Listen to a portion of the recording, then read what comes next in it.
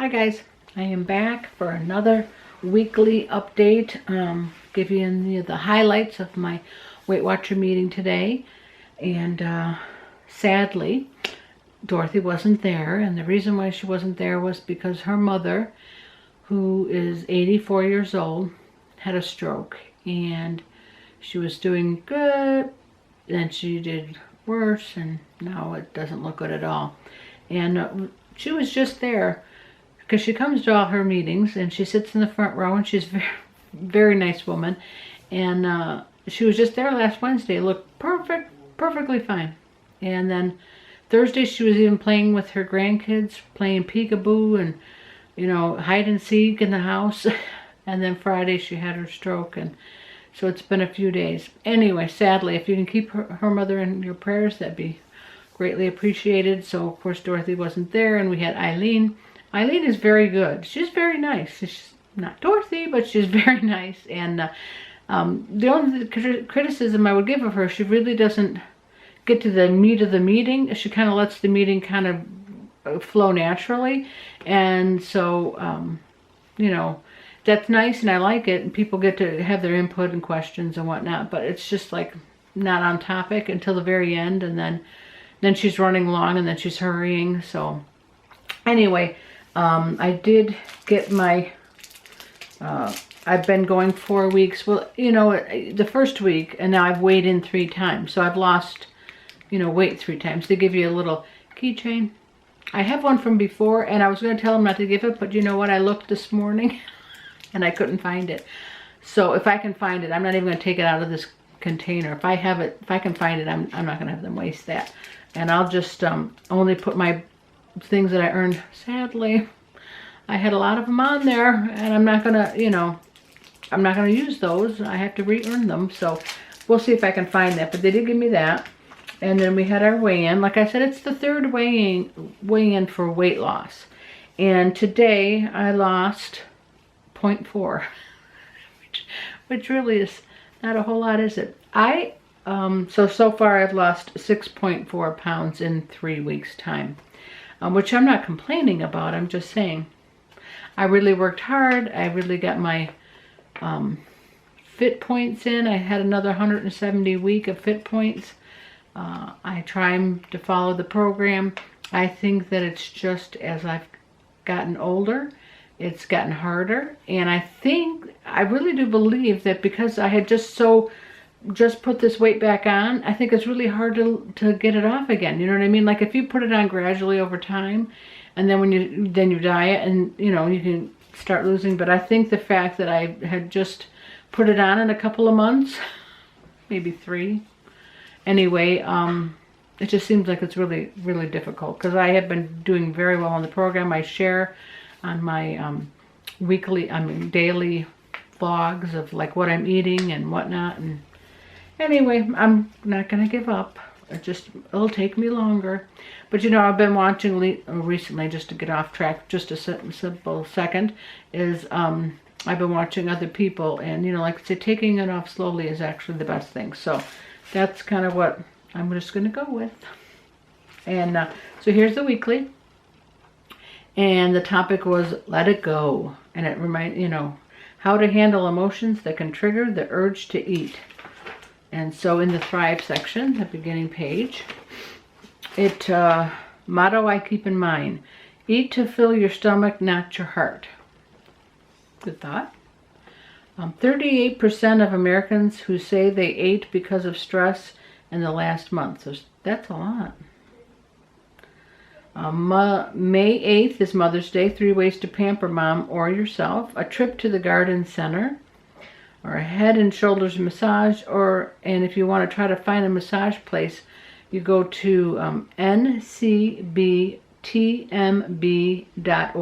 and you can find a certified massage therapist in your area. And then, or sports headphones that stay put during workouts. Yeah, that's why I wear those big ones, because I don't like the ones that go in your ear. But anyway, tired and hungry are 2 different feelings with 2 different solutions. And then we have the main section is let it go, which was supposed to be the topic of today. She did go over it. I'll go over her points, but One is to sit comfortably, feet on the floor and back straight but not rigid. Let your gaze fall onto a spot that won't distract you, or gently close your eyes. Settle yourself and focus on your breath moving in and out of your body. Imagine a blue sky with fluffy clouds lightly drifting across it. As you notice thoughts, images, feelings, impulses, and sensations, imagine that each of them is a cloud passing in front of you. Then mentally step back to observe each cloud, giving it a label. Maybe it's a thought about work, a feeling of sadness, a feeling of frustration, an urge to eat, and so on. You're not trying to change or stop the clouds, just watching, describing, and letting feelings and thoughts pass by. And then continue to do this for 2 minutes. Now gently bring your attention back to your breath, slowly inhaling and exhaling 3 times. Then come back to the present. Practice this often and it will become naturally. And non-food fixes. Listen to some music, go for a walk, do some stretching, call a supportive friend or relative, play with an animal, do a crossword puzzle, word find or Sudoku, garden or work in the yard, paint, scrapbook, draw, or any other craft or other actions that you could try. They want you to list them. So that's a good plan.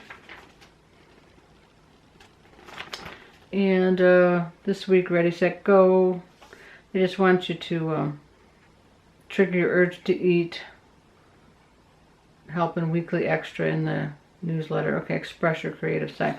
Anyway, that's that.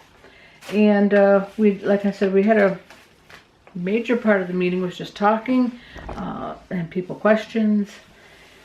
But the how to change emotions and eating, obviously stress brings a lot on, and trying to reduce your stress in any way possible, which we've talked about a couple weeks ago, is really the key there. But you should make your house healthy. So you should go in there, we know this, right? Get rid of all the junk, get rid of all the bad things, and then stock it with the good things. Fruits, nuts, what else? Unbuttered popcorn. And make sure that your pantry is ready to prepare food. If you go, you can't cook if you don't have the ingredients. So kind of just make sure it's a well-stocked pantry of things that you know you're going to need. If you have them in there, you don't have an excuse not to make something. If you're a person who cooks. Now, not everybody cooks. A lot of people eat things that are already prepared. Try to get away from those if you can, because that has a lot more of ingredients that you really don't want.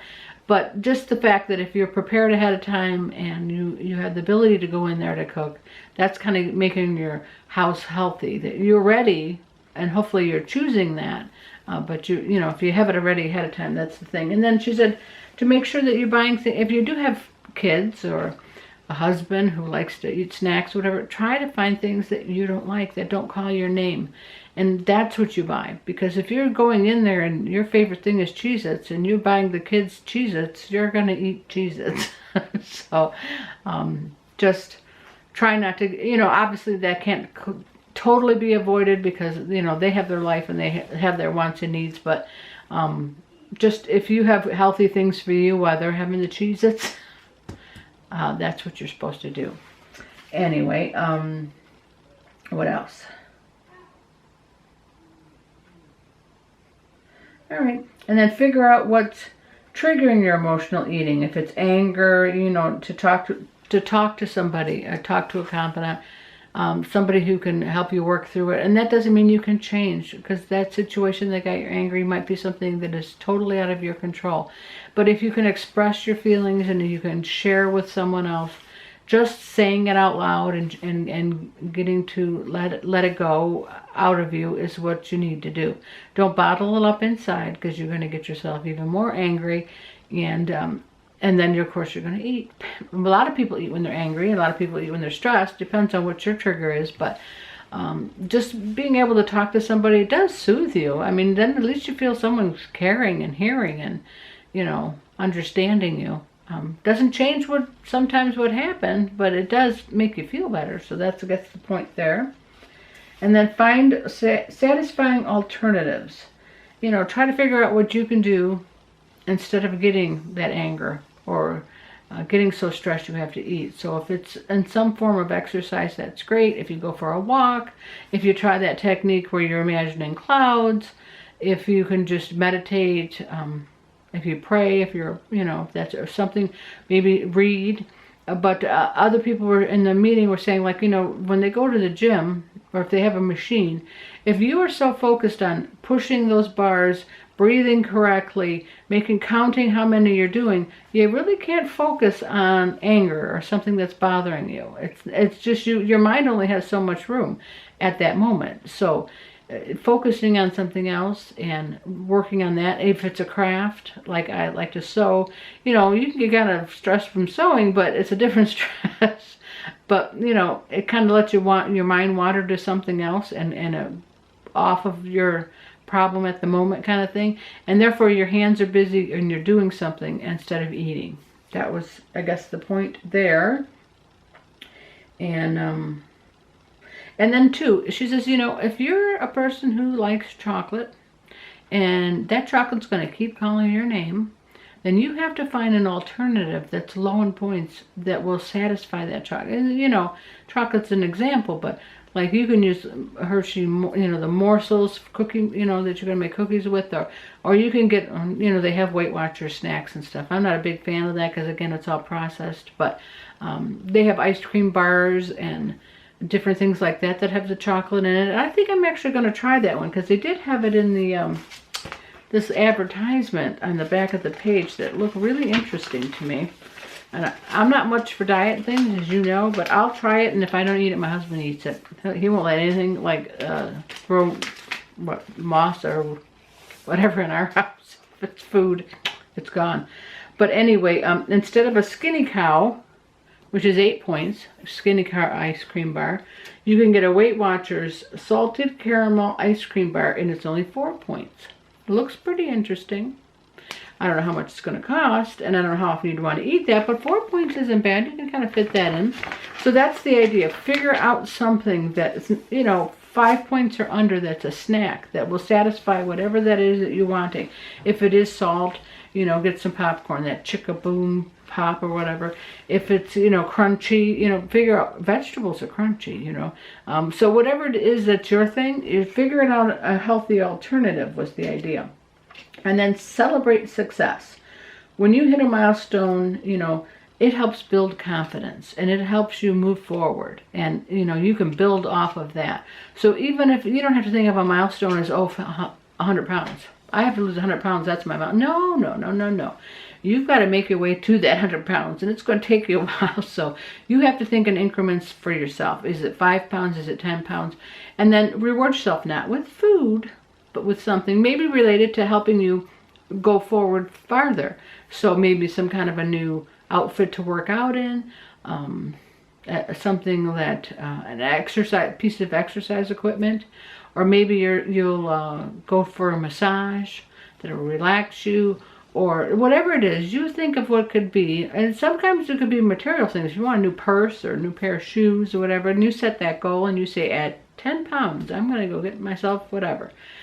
If that's something you can afford and that's something that you wouldn't normally do for yourself, that's a good milestone gift to yourself. And you have to think of those short milestones. And of course, if you hit a really big milestone, then that's something maybe you can give yourself a little bit more of something.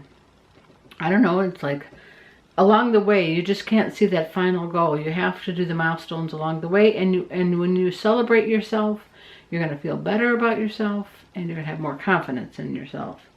And then you'll keep going. That's kind of the point. Some things you just can't control, and if you can't control it, let it go. That's their thing all day. Let it go, let it go, let it go. We kept hearing that. She gave us her email address if we had any questions. I think that's the great thing about these meetings is these people couldn't be more supportive, couldn't be more caring, couldn't be more helpful. I had a problem with my app, and I waited after the meeting, and Eileen was like, "Coach," she took my phone, fixed it. I'm not techie at all, so this was a great help. And so now my scanner works because I was having to type in all those numbers, and it was kind of annoying.